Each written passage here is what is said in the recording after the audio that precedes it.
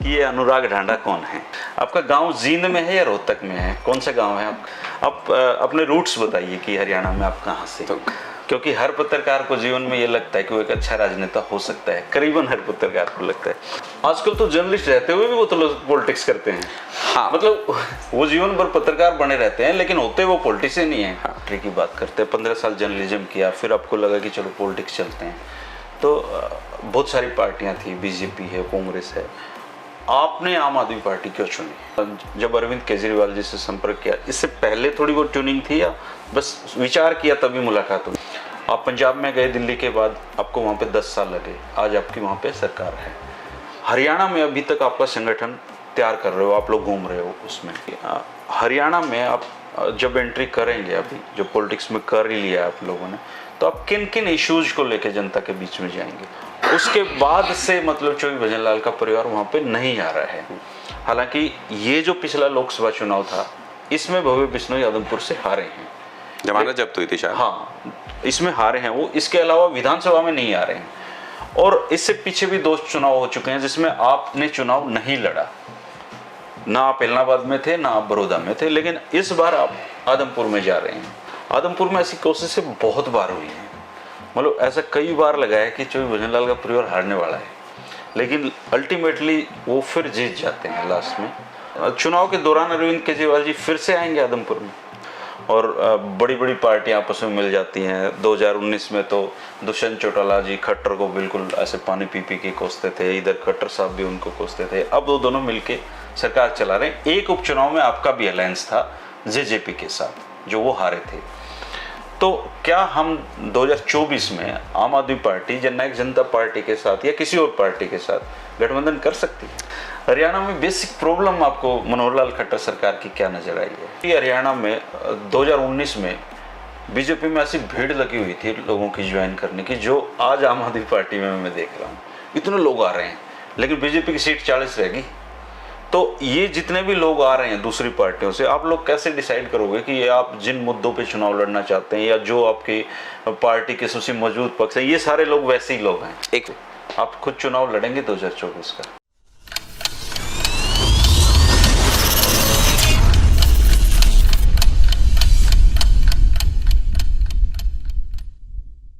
नमस्कार दोस्तों, 8 PM में आपका स्वागत है। मैं हूं आपका दोस्त धर्मेंद्र कवाली।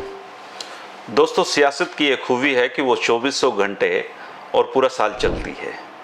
हरियाणा की राजनीति में एक नाम इन दिनों बहुत चर्चा में है और आप में से बहुत सारे साथी मुझे भी फ़ोन करके पूछ चुके हैं कि ये अनुराग ढांडा कौन है। आज अनुराग ढांडा हमारे ऑफिस में हैं। आम आदमी पार्टी हरियाणा में संगठन का निर्माण कर रही है और रोज़ आप इनको अखबारों और टीवी पर देखते होंगे। आज अनुराग ढांडा जी के जीवन के बारे में जानेंगे और कुछ पॉलिटिक्स की बातें भी करेंगे। सबसे पहले तो अनुराग भाई, आपका बहुत स्वागत है। बहुत बहुत शुक्रिया, बहुत बहुत शुक्रिया। तो जैसे वो कटप्पा वाला जो सवाल था ना कि बाहुबली को क्यों मारा, वैसे ही हरियाणा के लोग ये जानना चाहते हैं कि आप कौन हैं बेसिकली, इतना एकदम से चर्चा में हैं आप हरियाणा में। आप अपने रूट्स बताइए कि हरियाणा में आप कहाँ से? तो सबसे पहले तो कटप्पा वाले सवाल से क्या हुआ था, क्यूरियोसिटी बनी थी और लोगों ने जो पार्ट 2 है वो देखा था। जी जी। तो उसी सीधा पार्ट 2 ही दिखा रहे हैं। तो हाँ, तो उसी तरीके से अगर लोगों में क्यूरियोसिटी है तो इसका मतलब लोग ये जानना चाहते हैं कि हम जो बात कर रहे हैं वो क्यों कर रहे हैं और बैकग्राउंड क्यों है। तो बहुत सिंपल बैकग्राउंड है। मतलब कोई हम बहुत बड़े बैकग्राउंड से नहीं आते आम आदमी पार्टी में, और आम आदमी है बिल्कुल। मेरे पेरेंट्स टीचिंग लाइन में रहे हैं और मैंने अपनी शुरुआत की पढ़ाई जो है वो हरियाणा से ही की है। अच्छा। मैंने इंजीनियरिंग हरियाणा से की और उसके बाद जॉब करने के लिए इंजीनियरिंग फील्ड में हम गुड़गांव पहले चला गया मैं, और वहाँ से तय किया कि इंजीनियरिंग में जॉब नहीं करेंगे, पत्रकारिता करेंगे। तो उसके बाद मैंने पत्रकारिता शुरू की और लगभग 1.5 दशक तक पत्रकारिता करने के बाद मुझे ये लगा कि जो समाज सेवा करने के पर्पज से हम जर्नलिज्म में गए थे, मुझे लगा कि वो ज़्यादा प्रत्यक्ष रूप से राजनीति में आके वो काम किया जा सकता है। तो मैंने अब ये रास्ता चुना, आम आदमी पार्टी के साथ में जुड़ा और इस विचारधारा से मैं प्रभावित भी था। इस विचारधारा से मैं पूरे 100% तक सहमत भी इस विचारधारा से था। इसलिए मेरे लिए डिसीजन कोई मुश्किल नहीं था। मैंने अपने सामने इस पार्टी को बनते हुए, काम करते हुए देखा। हालांकि नेशनल लेवल पर जर्नलिज्म करते हुए सारी पॉलिटिकल पार्टीज को बहुत करीब से देखा। करूंगा आपसे, क्योंकि हर पत्रकार को जीवन में ये लगता है कि वो एक अच्छा राजनेता हो सकता है, करीबन हर पत्रकार को लगता है। आपका गांव जींद में है या रोहतक में है, कौन सा गांव है आपका? नहीं, देखिए मैं जींद डिस्ट्रिक्ट में धनौरी गांव है, जहाँ से मैं आता हूँ। और हमारे परिवार, मेरे ताऊ जी और उनका सब परिवार अभी गांव में रहते हैं, सब परिवार रहते हैं। हमारी वहीं पे पुश्तैनी ज़मीन भी हमारी वहीं पे तो आप वोटर गांव के हैं या? लेकिन मैं वही बता रहा हूँ आपको, लेकिन शुरू में ही चूंकि गवर्नमेंट जॉब में मेरे पेरेंट्स रहे तो और पढ़ाई की तरफ बड़ा इंटरेस्ट था, तो रोहतक को उस टाइम एजुकेशन हब माना जाता था बहुत शुरुआती दिनों में। तो पेरेंट्स ने यहाँ पे रहना स्वीकारा और यहाँ पे शिफ्ट किया, और हमारी जो पढ़ाई है वो सारी मेरी रोहतक से हुई। अच्छा। और मेरी तभी बहुत सारे लोग आपको रोहतक का मानते हैं। हाँ, तो क्योंकि हमने तो बचपन से हम यहीं रहे, रोहतक में रहे, और पेरेंट्स चूँकि यहाँ आ गए थे तो गांव में आना जाना होता रहा, रिलेशंस हैं सब, वो पूरा निभता रहा, परिवार भी वहाँ पे है, तो आना जाना उनका भी लगा रहा, हमारा भी लगा रहा। लेकिन मेरी पढ़ाई, मेरा रहना रोहतक में हुआ, और जब कर्म क्षेत्र चुनने की बारी आई तो मैं जर्नलिज्म के लिए मजबूरी थी, क्योंकि हम नेशनल लेवल पे काम कर रहे थे, तो दिल्ली उसका हब है, तो हमें वहाँ जाके काम करना था। पूरे देश में भ्रमण करने का मौका मिला, उस बहाने सारे देश को अलग अलग चीज़ें जानने का मौका मिला, और अब उस एक्सपीरियंस को इस्तेमाल कर रहे हैं। कोई वहम नहीं है कि एक पत्रकार अच्छा राजनेता हो सकता है, बिल्कुल ऐसा वहम नहीं है। देखिए, हाँ, एक मजबूत बहुत लंबी श्रृंखला है। आजादी से बाद जब से कांग्रेस बनी है, पत्रकार हमेशा राजनीति में आए हैं, और कांग्रेस की स्थापना में बहुत सारे जर्नलिस्ट। उसका कारण है, उसका बहुत महत्वपूर्ण कारण है जो मुझे भी लगता है कि आप जर्नलिज्म और पॉलिटिक्स बहुत अलग फील्ड नहीं है। दोनों लोगों के बीच रहने का, लोगों की आवाज़ उठाने का, लोगों के काम करने का तरीका है। दोनों में यही होता है। आप एज ए जर्नलिस्ट क्या करते हैं, कोई अपनी फरियाद लेके आता है, मांग लेके आता है, आप उसको आवाज़ देते हैं, सरकार तक पहुँचाते हैं। राजनेता का काम क्या है, जब आप ऑपोजिशन में हैं तो आवाज़ पहुँचाते हैं सरकार तक, और जब सरकार में होते हैं तो उनका काम करते हैं। मुझे लगता है अनुराग भाई, जैसे आप जर्नलिस्ट थे, आपको लगा कि पॉलिटिक्स करनी चाहिए तो आप पॉलिटिक्स में आ गए। आजकल तो जर्नलिस्ट रहते हुए भी वो तो लोग पॉलिटिक्स करते हैं। हाँ, मतलब वो जीवन भर पत्रकार बने रहते हैं, लेकिन होते वो पॉलिटिशियन नहीं है। हाँ।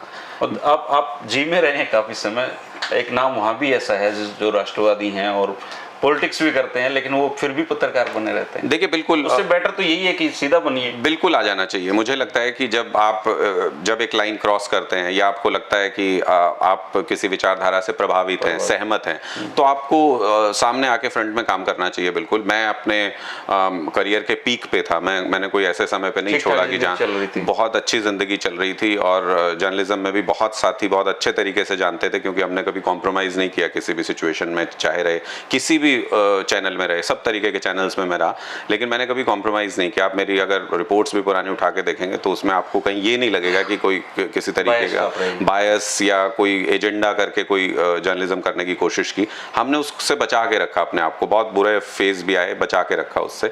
और जब मुझे लगा कि मैं एक विचारधारा से कन्विंस हूँ, मुझे लगता है कि इसके जरिए भारत को बदला जा सकता है, इसके जरिए अच्छा कुछ किया जा सकता है, तो सीधे आकर के हमने यहाँ पे अपनी जिम्मेदारी निभानी शुरू की। पॉलिटिक्स में एंट्री की बात करते हैं, 15 साल जर्नलिज्म किया, फिर आपको लगा कि चलो पॉलिटिक्स चलते हैं, तो बहुत सारी पार्टियां थी, बीजेपी है, कांग्रेस है, आपने आम आदमी पार्टी क्यों चुनी?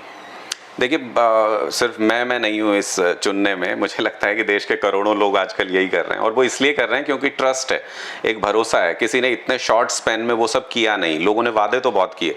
आप एक पॉलिटिकल पार्टी बता दीजिए मुझे, कांग्रेस बीजेपी समेत, जिसने कि पॉलिटिकल वादे किए कि हम ये काम कर देंगे, और अपने कार्यकाल में वो काम किया भी हो। ये पहली ऐसी पार्टी मुझे लगी कि जिसने ये वादा किया कि हम बिजली फ्री कर देंगे। लोग मजाक उड़ाते थे पहले, मैंने दिल्ली में कवर किया है, लोग बोलते थे कि कुछ भी बोल दो, राजनीति है, कुछ भी बोल दो इसमें। जब आए तो करके दिखाया। ये पहली ऐसी पॉलिटिकल पार्टी है जिसने बोला पानी फ्री कर देंगे। लोग बोले कि ऐसे ही बोलते रहते हैं, कुछ भी करके दिखाया। जब स्कूल बदलने की बात आई, मैं जिस चीज़ से सबसे ज़्यादा प्रभावित हुआ, मैंने कभी गवर्नमेंट स्कूल में, मैं खुद भी गवर्नमेंट स्कूल में पढ़ा हूँ, मैंने कभी गवर्नमेंट स्कूल में ये उम्मीद नहीं की थी कि इसका स्तर इससे ऊपर हो सकता है, इसको कोई सुधार सकता है, ये मैं सोच भी नहीं सकता था। लेकिन जब दिल्ली में ये बात आई कि हम स्कूल सुधार देंगे, तो मनीष सिसोदिया जी से मेरी बहुत, मतलब उस समय भी बात होती थी, एज ए जर्नलिस्ट भी बात होती थी। हम ये कहते थे क्या सुधार होगे, बिल्डिंग सुधार दोगे और क्या सुधार दोगे। लेकिन जो वहां अमूलचूल परिवर्तन किया, तो मैं मन से बिल्कुल इस बात के लिए अग्री हो गया कि हाँ, किया जा सकता है, अगर करना चाहें तो किया जा सकता है, और जब किया जा सकता है तो क्यों नहीं करें। तो मैं सीधी भागीदारी निभाने आ गया। तो सीधी भागीदारी में आपने जब अरविंद केजरीवाल जी से संपर्क किया, इससे पहले थोड़ी बहुत ट्यूनिंग थी या बस विचार किया तभी मुलाकात हुई? नहीं, मैं अरविंद केजरीवाल जी को मैं तब से जानता हूं जब उन्होंने मैग्सेस से अवार्ड जीता, उसके बाद से काफी लंबा मैं उनको फॉलो करता हूं कि किस तरीके से उनकी जर्नी रही। पॉलिटिकल सोच, बेशक वो पॉलिटिक्स में चले गए, उन्होंने एक आंदोलन किया, उस आंदोलन में भी लगभग हर भारतीय उसमें शामिल था। कोई ये कहे कि हम उसमें शामिल नहीं थे तो मुझे नहीं लगता, घर बैठे हुए सोच से तो शामिल थे ही जब वो आंदोलन चला। तो बहुत सारे हमारे दोस्त थे जो नौकरी छोड़ के आ जाया करते थे आंदोलन में शामिल होने के लिए। भी आए। हाँ, तो बहुत लोग थे ऐसे, लेकिन मैंने वो देखी है जर्नी पूरी की पूरी कि किस तरीके से, और आज सारी दुनिया देख रही है, सारा देश देख रहा है। मतलब लोग ये कहते हैं कि पॉलिटिक्स में आगे लोग करप्ट हो जाते हैं, मैंने देखा है वो पूरा दौर की। अभी तो आपकी पार्टी पे काफी वो चला रहे हैं, चीजें चल रही पूरा हैं। लोग एलजी रोज नई नई जांच खोल रहे हैं, कुछ मतलब आप लोगों को भी उसी कैटेगरी में खड़ा करने की कोशिश तो हो ही रही है। कुछ मर्जी कोशिश कर लें। मैं इसीलिए बोल रहा हूँ कि अगर कोई व्यक्ति जो जर्नलिज्म में रहता है वो सब तोलता है, वो पॉजिटिव नेगेटिव सब देखता है सब पार्टियों के, कुछ मर्जी कर लें, कुछ नहीं मिलेगा। कुछ, मैं कन्विंस हूँ इस बात को लेकर, कुछ नहीं मिलेगा, कुछ मर्जी कर लीजिए। आप जो एलजी साहब जांच करा रहे हैं वो अपनी भी करा लेना, एक दो जांच इधर हमारी डाल, तो आप लोग उसको, हम बोलते हैं कि दो जांच आप हमारी दे दीजिए, एक अपनी दे दीजिए, देख लेंगे। अच्छा अनुराग जी, किसी भी पार्टी को किसी भी स्टेट में स्थापित होने के लिए वक्त लगता है, क्योंकि विचारधाराएं एकदम से जनता के बीच डिलीवर नहीं की जा सकती।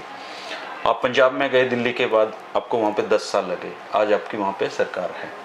हरियाणा में अभी तक आपका संगठन तैयार कर रहे हो, आप लोग घूम रहे हो उसमें, तो आप क्या मानते हो हरियाणा में आपका संगठन किस लेवल पे है और मुख्य पार्टियों में शामिल होने में कितना वक्त आपको लगेगा? आप क्या पर्सनल ओपिनियन क्या है इसमें? देखिए, आज के दिन में ये पर्सनल ओपिनियन देने की भी जरूरत नहीं है। किसी घर को खटखटा लीजिए, किसी से बात कर लीजिए, अगर आम आदमी पार्टी की चर्चा ना कर रहा हो तो मैं मान लूंगा कि हमारा वक्त अभी आया नहीं है। आम आदमी पार्टी की विचारधारा का वक्त आ चुका है। जब दिल्ली में ये बात हुई तो दिल्ली में भी हम 1 साल के अंदर ही सत्ता में आ गए थे, 1 साल के अंदर। तो वो दौर अलग था, वो तो, उस समय जन लोकपाल से पार्टी निकली थी, बहुत अलग चीज। हाँ, मैं उसी के, हरियाणा में ऐसा कोई इशू नहीं, मैं उसी के उदाहरण आपको दे रहा हूँ। हरियाणा में तो बहुत ज्यादा इशू है, हरियाणा में इसी तरह का इशू है जैसा उस वक्त हम आंदोलन लड़ रहे थे, वैसी आज के दिन में इमरजेंसी हरियाणा के अंदर आई हुई है। और मुझे क्यों लगता है कि अब ये विचारधारा पूरे देश में फैलेगी, इसको आप रोक नहीं सकते। जिस आइडिया का वक्त आ जाता है आप उसको किसी भी हालत में कुछ भी कर लीजिए, आप उसको रोक नहीं सकते।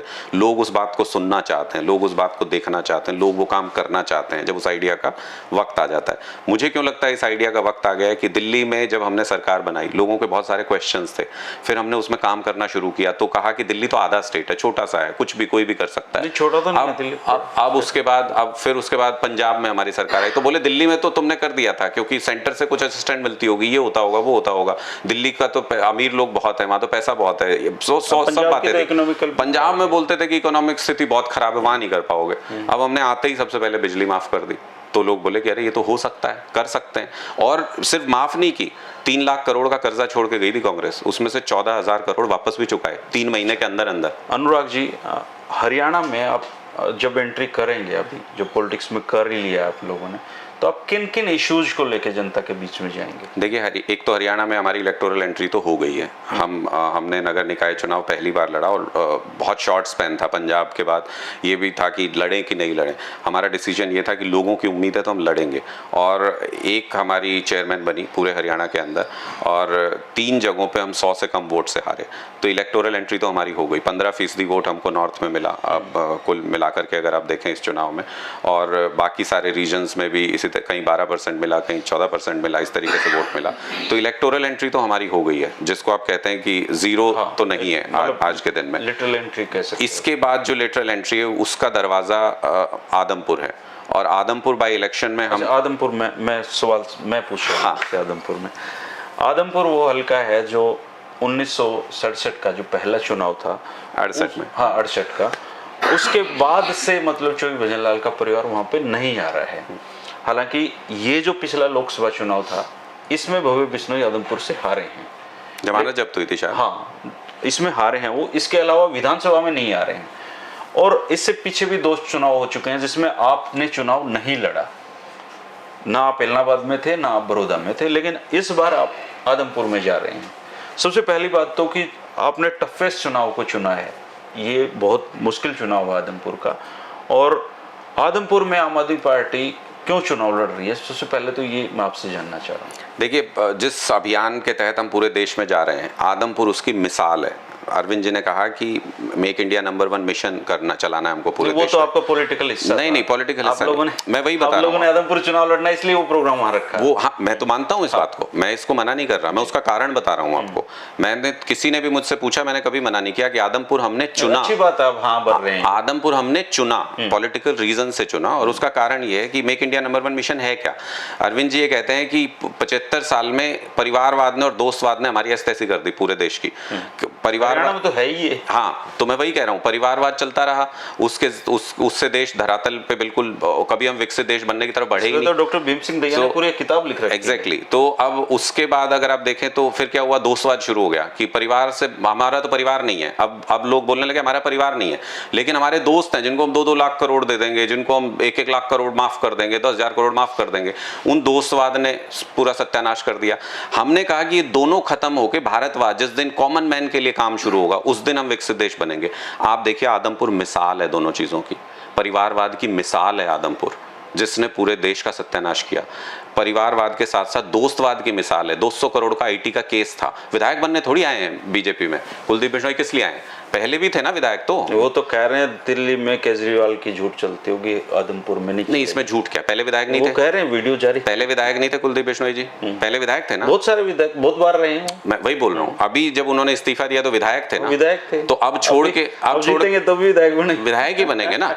तो इसका मतलब ये कारण तो नहीं हो सकता विधायक बनना। तो इसका क्या मतलब? इसका मतलब ये कि 200 करोड़ का आईटी का केस है, पासपोर्ट जमा है उनके परिवार के, और वो पासपोर्ट छुड़ाने हैं, वो केस बंद कराना है, इसलिए दोस्तों के पास चले गए दोस्तवाद करने।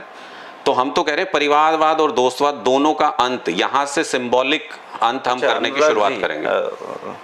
आदमपुर में ऐसी कोशिशें बहुत बार हुई हैं, मतलब ऐसा कई बार लगा है कि चौबे भजनलाल का परिवार हारने वाला है, लेकिन अल्टीमेटली वो फिर जीत जाते हैं लास्ट में। आप जेपी ने जब चुनाव लड़ा था तब भी देखो बिल्कुल 6,000 वोटों से फिक्सिंग थी, फिक्सिंग थी, 6,000 वोटों से नहीं, वो फिक्सिंग थी। आप बाहर से किसी उम्मीदवार को अपने ऑपोजिशन पार्टी से बुला लीजिए और फिर बोलिए बाहरी उम्मीदवार, बाहरी उम्मीदवार। स्थानीय कैंडिडेट देने जा रहे हैं, बिल्कुल लोकल आदमपुर का कोई व्यक्ति, आम आदमी, बिल्कुल लोकल आदमपुर का, वो इस बार इस परिवारवाद का, दोस्तवाद का अंत करेगा। आप लोग भी बैठे हैं यहीं पे, आप मैं तो कवर करूंगा। हाँ, आप लोग भी देखेंगे। और अगर आप रैली में भी जाते तो आप देखते कि आदमपुर का कोई गांव ऐसा नहीं था जहां से 20, 50, 100, 200 आदमी रैली में नहीं आए थे। अच्छा, चुनाव के दौरान अरविंद केजरीवाल जी फिर से आएंगे आदमपुर में? आदमपुर में आम आदमी पार्टी अपनी पूरी ताकत से लड़ेगी, पूरी ताकत। जब जरूरत होगी, जितनी जरूरत होगी उतनी बार आएंगे। आदमपुर हम जीतेंगे, मैं आज आपको कह के जा रहा हूँ यहाँ से। आदमपुर का दरवाजा नहीं खोलेंगे, आदमपुर का दरवाजा तोड़ देंगे, वहीं से हरियाणा का रास्ता बनेगा और आदमपुर हम जीतेंगे। उसके बाद हरियाणा पूर्ण बहुमत से जीतेंगे। आज आप ये लिख लीजिए, हरियाणा के हर घर में हमारे चर्चे हैं, हरियाणा के हर घर में ये बात हो रही है। आपके पास अगर इतने फोन आ रहे हैं कि अनुराग ढांडा कौन है, तो वो इसलिए आ रहे हैं कि ये कौन है जो विचारधारा पे बात कर रहे हैं, कौन है जो चर्चा कर रहे हैं इन मुद्दों पर। देखिए, हरियाणा थोड़ा सा अलग पॉलिटिकल स्टेट, आप हरियाणा से ही हैं, यहाँ पे चर्चाएं चलती रहती हैं, दिन रात चलती रहती हैं। तो अगर अनुराग जी घूम रहे हैं तो उस पे लोग जानना चाहते हैं, वो एक अलग इशू है। उसका मतलब ये नहीं कि सरकार आ रही है। नहीं, मैं ये नहीं कह रहा सरकार आ रही है, मैं ये कह रहा हूँ कि चर्चा है, और चर्चा राजनीति का पहला पड़ाव होती है। अगर आपके बारे में चर्चा नहीं है तो आप राजनीति में आगे आ ही नहीं सकते। अच्छा, भारत में जो राजनीति है वो गठबंधन की राजनीति है। आपने भी जर्नलिज्म की है बहुत साल, और बड़ी बड़ी पार्टियां आपस में मिल जाती हैं। 2019 में तो दुष्यंत चौटाला जी खट्टर को बिल्कुल ऐसे पानी पी पी के कोसते थे, इधर खट्टर साहब भी उनको कोसते थे। अब वो दोनों मिलके सरकार चला रहे हैं। एक उपचुनाव में आपका भी अलायंस था जेजेपी के साथ, जो वो हारे थे। तो क्या हम 2024 में आम आदमी पार्टी जननायक जनता पार्टी के साथ या किसी और पार्टी के साथ गठबंधन कर सकती है? कोई सवाल ही पैदा नहीं होता। आम आदमी पार्टी की एक आदत है, हम ऐसा नहीं कहते कि हम गलतियां नहीं करते, लेकिन हम सिर्फ इकलौती पार्टी है जो गलती करके बहुत जल्दी सीखते हैं। मतलब हमने जेजेपी के साथ गठबंधन नहीं करेंगे आप? किसी से भी गठबंधन नहीं करेंगे। आम आदमी पार्टी किसी से गठबंधन नहीं करेगी। उसका मैं कारण बता रहा हूँ आपको। हम अपनी गलतियों से सीखते हैं, हम दोबारा गलतियां नहीं करते हैं। हमने पंजाब में करके देखा, हमने हरियाणा में करके देखा, पिछली बार हम पंजाब में भी थे गठबंधन में, हमने करके देखा। हमने ये जान लिया कि ये मजबूरी के गठबंधन होते हैं, और हम जिस विचारधारा के लिए काम कर रहे हैं, हमें जो एक एक गांव में एक एक गरीब के लिए जो स्कूल बनाने हैं जैसे, वो इन मजबूरी के गठबंधनों में नहीं हो सकता। मकसद क्या होता है इन गठबंधनों का? इन गठबंधनों का मकसद होता है अपनी 7 पुश्तों के लिए पैसा कमा लो, मंत्रालय अच्छे अच्छे ले लीजिए, किसी तरीके से कोई मतलब कुछ भी आप बहुत बड़ा जुगाड़ कर लीजिए, यही तो मकसद है ना, और किस लिए होता है? नहीं तो जो जेजेपी गाली देती थी भारतीय जनता पार्टी को, बाद में जाके उनके साथ गठबंधन कर लिया। तो क्यों कर लिया? कोई विचारधारा थोड़ी मिल गई। हम इस गठबंधन के फेर में पड़ने वाले नहीं है, हम ये विचारधारा लेके चले। अरविंद जी ने नारा दे दिया, मेक इंडिया नंबर 1, पूरे देश के लिए नारा दे दिया। एक विचारधारा हर व्यक्ति तक पहुंचाएंगे, हर व्यक्ति देश का लड़ेगा। 10 लाख स्कूल हैं देश के अंदर, हर व्यक्ति लड़ेगा अपने स्कूलों के लिए। दिल्ली में रहा, पंजाब में रहा, शिक्षा और स्वास्थ्य, वो भी हरियाणा में उन्हीं 2 मुद्दों पे जा रहे हैं। वो ही हरियाणा में हमारे प्रथम 2 मुद्दे होंगे। सबसे पहले 2 मुद्दे शिक्षा और स्वास्थ्य के होंगे।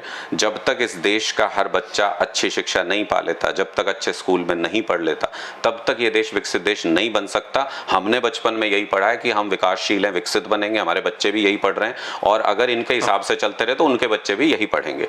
ये बदलना पड़ेगा हमको, हर बच्चे को वर्ल्ड क्लास एजुकेशन देनी पड़ेगी, विकसित देश अपने आप बन जाएंगे। अच्छा, अब हरियाणा तो आप ऑलमोस्ट पूरा घूम ही चुके हैं, छोटा सा हरियाणा है अपना, इधर से उधर शाम से सुबह पहुंच जाते हो। हरियाणा में बेसिक प्रॉब्लम आपको मनोहर लाल खट्टर सरकार की क्या नजर आई है? कनेक्ट नहीं है, लोगों से जुड़ी हुई सरकार नहीं है, धोखे से बनाई हुई सरकार है। आप अगर देखें, पिछले चुनाव में बहुमत थोड़ी दिया था भारतीय जनता पार्टी को, 40 सीट चाहिए होती है, नहीं दी थी लोगों ने। इसका मतलब लोगों ने कहा था कि आप बैठने लायक नहीं हो सरकार में। उन्होंने जेजेपी को कुछ सीटें दी थी, लेकिन ये कहा था कि इतनी हैसियत है, आप इससे ज़्यादा नहीं, सरकार नहीं चलानी आपको, हम आपको मैंडेट नहीं दे रहे। कांग्रेस को कहते हैं थोड़ा सा इधर उधर हो जाता तो हुड्डा साहब की सरकार बन जाती। कुछ नहीं बनती, जितने जीते हैं वो भी 2-2 हज़ार से जीते हैं बहुत सारे विधायक उसमें से, लेकिन उनको भी मैंडेट नहीं दिया था। अमूमन क्या होता है, किसी को भी अमूमन क्या होता है, अगर सरकार से नाराज हैं तो लोग क्यों नहीं देंगे अपोजिशन पार्टी को मैंडेट? देंगे ना, वो इसलिए नहीं देते कि आप पे भी विश्वास नहीं है। यानी हरियाणा की जनता नकार चुकी है इन तीनों विचारधाराओं को। हम इससे पहले डिस्कशन में, हम इससे पहले पिक्चर में नहीं थे हरियाणा के अंदर। दिल्ली और पंजाब हरियाणा के दाएं और बाएं हैं, सिर्फ ब्रिज बनाना है बीच में, हरियाणा वो ब्रिज बनाएगा। हरियाणा पूरे भारत को जोड़ने की शुरुआत करेगा, हरियाणा वो ब्रिज बनाएगा। और कुछ दिन और रुक जाइए, ये गुजरात के नतीजे आने दीजिए, हम फिर बैठेंगे। अगली बार आप कह रहे होंगे कि इस बार हरियाणा में आ रहे हो। अच्छा, गुजरात में जो बीजेपी, वो तो कह रही है कि हम 2/3 बहुमत लेके आ रहे हैं, और वो बाढ़ हैं तो आगे आ जाने हैं सबके। मैं सिर्फ हरियाणा में ये जानना चाह रहा हूँ आपसे कि जब भी हरियाणा में 2019 में बीजेपी में ऐसी भीड़ लगी हुई थी लोगों की ज्वाइन करने की, जो आज आम आदमी पार्टी में मैं देख रहा हूँ, इतने लोग आ रहे हैं, लेकिन बीजेपी की सीट 40 रहेगी। तो ये जितने भी लोग आ रहे हैं दूसरी पार्टियों से, आप लोग कैसे डिसाइड करोगे कि ये आप जिन मुद्दों पे चुनाव लड़ना चाहते हैं, या जो आपकी पार्टी के सबसे मजबूत पक्ष है, ये सारे लोग वैसे ही लोग हैं? एक फर्क है, एक बेसिक फर्क है भारतीय जनता पार्टी में जो ज्वाइनिंग्स हो रही थी और हमारी पार्टी में जो ज्वाइनिंग्स हो रही हैं। भारतीय जनता पार्टी में जो जाना चाहे वो सबका स्वागत करते हैं, बस किसी तरीके से भीड़ दिखनी चाहिए। अच्छा, आप लोग नहीं करते? आम आदमी पार्टी के पास लंबी लिस्ट पड़ी हुई है ज्वाइनिंग्स की, लेकिन हमारा बहुत बहुत बहुत तीखा स्क्रीनिंग प्रोसेस है, मैं ये कहूँ, क्योंकि हमको पता है कि लड़ाई बहुत तेज होने वाली है आगे, और हमको पता है कि हमको तोड़ने के प्रयास होंगे, दबाने के प्रयास होंगे, डराने के प्रयास होंगे। हम ऐसे किसी व्यक्ति को नहीं ला सकते जो आईटी रेड के डर से कल को पार्टी छोड़ के चला जाए। हम ऐसे किसी व्यक्ति को नहीं ला सकते कि पढ़नी है तो पढ़े ना। सिसोदिया जी के यहाँ पढ़ी, 100 रुपए मिले क्या? अरविंद केजरीवाल जी के यहाँ तो पहले ही हो चुकी है। निकालेंगे वो, कहाँ से निकालेंगे? देंगे, फिर हिसाबी किताब देंगे ना। आज तक आप पत्रकार हो, मैंने तो 15 साल के करियर में ये जाना पत्रकारिता में, कोई ऐसी रेड मैंने सुनी नहीं जिसमें रेड शुरू होने के 1 घंटे के अंदर फोटो नहीं जारी कर देती एजेंसी, चुपके से सोर्सेज के जरिए इतने करोड़ रुपए बरामद। यही होता है, ये इसमें तो चुटकुले बने हुए हैं। ये सेट रूल है एजेंसी का। ये वो सबसे पहला काम ये करते हैं, अपने एक्शन को ऑथेंटिकेट करने के लिए वो फोटो लीक करते हैं सबसे पहले। कोई 100 रुपए का नोट भी दिखा दो मनीष सिसोदिया के यहाँ, 14 घंटे रही एजेंसी। हमारे अहमदाबाद दफ्तर सीएम साहब पहुंचे अभी गुजरात में कार्यक्रम करने, कल परसों अहमदाबाद दफ्तर में पुलिस रेड कर रही थी। उनको लगा कि आज तो सीएम आया तो कुछ ना कुछ पक्का मिलेगा, वहां भी कुछ नहीं मिला। अच्छा, हरियाणा में अनुराग भाई, जाट, नॉन जाट, क्षेत्रवाद, ये अहिरवाल है, ये फलाना हो, ये इस तरह की पॉलिटिक्स चलती है, आपको पता ही होगा, आप चूंकि देख ही रहे हैं हरियाणा को। तो आम आदमी पार्टी क्या किस तरह की पॉलिटिक्स करेगी यहाँ पे? देखिए, ये भ्रम है जिसमें लोगों को रखा गया। अंग्रेज करते थे ये काम, जाति के नाम पे लड़ा दो, धर्म के नाम पे लड़ा दो, राज करते रहो बस किसी भी तरह से। ये भ्रम है, जिस भ्रम जाल में कांग्रेस रखती रही, जिस भ्रम जाल में भारतीय जनता पार्टी रखती रही इतने सालों तक, हमने ये सारे भ्रम तोड़े दिल्ली के अंदर। पता नहीं कौन सी जाति का व्यक्ति है जो हमारे स्कूल में एडमिशन लेने आता है, कभी नहीं। मनीष सिसोदिया जी के बनाए हुए स्कूलों में कोई नहीं पूछता आप किस जात से हो, किस धर्म से हो, सारों के लिए एजुकेशन है। पंजाब में भी अब जो गांव-गांव में 100 क्लिनिक बने हैं, कोई नहीं पूछता उन क्लिनिक में जाने से पहले किस जाति के हो, आप आओ सब पढ़ो। पढ़ाई अगर सबको मिल गई अच्छी, बराबर शिक्षा मिल गई, अच्छी शिक्षा मिल गई, ये सारे इश्यूज रिजॉल्व हो जाएंगे। ये लड़ाया जाता था पहले आपको वोट लेने के लिए, कभी जाति के नाम पे, कभी धर्म के नाम पे। बोलते हैं मैं तो तुम्हारी जात का हूं, मैं तुम्हारी चौधर ले आऊंगा। चौधर किस बात की होती है? मैं लोगों से पूछता हूं कि चौधर किस बात की होती है? आप ये चाहते हो ना कि आप जो पर्ची पे लिख के दो वो काम हो जाए, यही होती है चौधर। इसी के लिए सारे लोग मरे रहते हैं कि मेरी चौधर चलेगी, मेरा बंदा बनेगा तो मैं लिख के दे दूंगा पर्ची, काम हो जाएगा। जब हमारी सरकार में सबका काम बिना पर्ची के हो रहा है, कुछ लिख के देने की जरूरत नहीं, हर बच्चे को अच्छे स्कूल में एडमिशन मिल रहा है। हमारे पास दिल्ली में सरकारी स्कूल में एडमिशन कराने के लिए सिफारिशें आती हैं, यहाँ आती है क्या?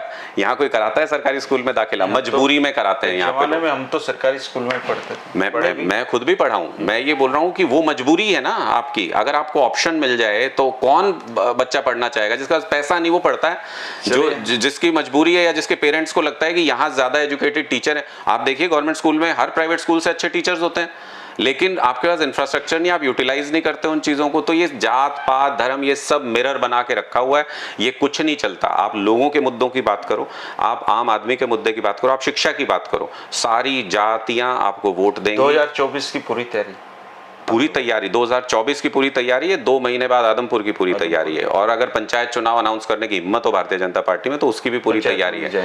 पंचायत चुनाव में भी जाएंगे, जिला पार्षद के चुनाव में भाग रही है बीजेपी। नगर निकाय में पहले भागती रही, नगर निकाय में 13-14 सीट नीचे ले आए पिछली बार से भारतीय जनता पार्टी। सबसे आखिरी सवाल, आप खुद चुनाव लड़ेंगे 2024 का? पार्टी मुझे ये कहते हैं यहाँ झाड़ू लगानी, वहाँ झाड़ू लगा दूंगा। पार्टी का चुनाव लड़ना है, चुनाव लड़ लूंगा। पार्टी कहेगी लड़वाना है, लड़वा दूंगा। हम तो आदेश के पाबंद हैं पार्टी के पूरी तरह से। और मैंने हमेशा ये बात कही है, मैं बहुत साफ स्पष्ट आदमी हूँ इस बारे में। कार्यकर्ता हैं पार्टी के, कोई गुमान नहीं है कि नेता है, कोई गुमान नहीं है कि हम कोई 14-15 साल हमने पत्रकारिता कर ली तो बहुत बड़े राजनेता हो गए, कुछ नहीं। पार्टी जो कह देगी वो करेंगे, विचारधारा से जुड़े। राजनीति तो वैसे लगातार सीखने का ही फील्ड है। अगर किसी को ये गुमान हो, मेरा हरियाणा की पॉलिटिकल हिस्ट्री पे मेरा पूरा बिल्कुल बहुत पढ़ा है, बिल्कुल। तो यहाँ पे अगर जिस आदमी को ये गुमान हुआ है कि मैं बहुत बड़ा राजनेता हूँ, उसी को यहाँ जनता ने हराया। हाँ, तो अब की बार कुलदीप की बारी है, उसको गुमान है। दोस्तों, ये थे अनुराग ढांडा जी, जो आम आदमी पार्टी के संगठन को हरियाणा में खड़ा कर रहे हैं। इनको पूरी उम्मीद है कि 2024 में हरियाणा की जनता आम आदमी पार्टी को मौका देगी या नहीं देगी, ये वक्त बताएगा दोस्तों। लेकिन हम तो यहीं रहेंगे और आदमपुर उपचुनाव में भी अनुराग भाई के दावों को परखेंगे और आदमपुर उपचुनाव में हम आपसे मिलते रहेंगे। अनुराग ढांडा जी की जो स्टोरी थी, मुझे लगता है कि आपको पूरी जानकारी मिल गई होगी। फिर भी कोई सवाल है तो आप कमेंट कर सकते हैं, अनुराग भाई जवाब दे देना उनका। पक्का जवाब दे देंगे। आप जो भी आपका सवाल हो मेरे बारे में, खुली किताब है मेरी जिंदगी, आपका जो भी सवाल हो आप पूछिएगा, मैं जवाब दूंगा। शुक्रिया दोस्तों, नमस्कार। नमस्कार।